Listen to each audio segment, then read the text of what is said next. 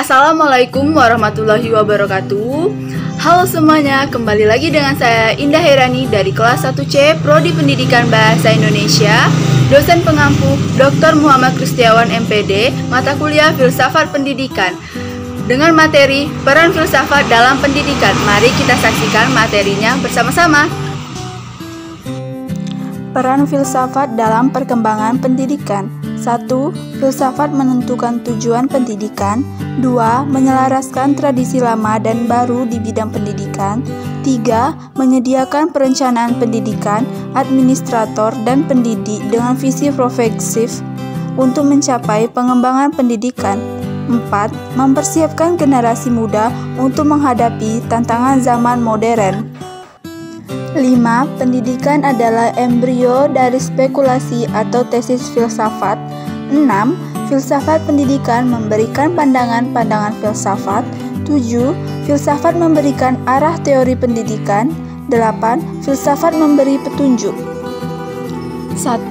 Filsafat menentukan tujuan pendidikan.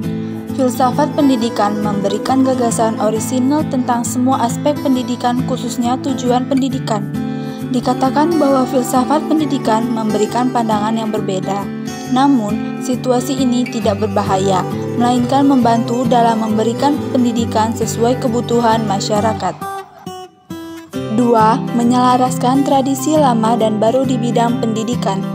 Dalam proses pembangunan sosial, tradisi lama menjadi usang bagi masyarakat. Mereka digantikan oleh tradisi baru. Tapi, proses penggantian ini tidak mulus. Hal ini dihadapkan pada banyak obsesi dari bagian ortodok tertentu dari masyarakat. 3. Menyediakan perencanaan pendidikan, administrator, dan pendidik dengan visi progresif untuk mencapai pengembangan pendidik.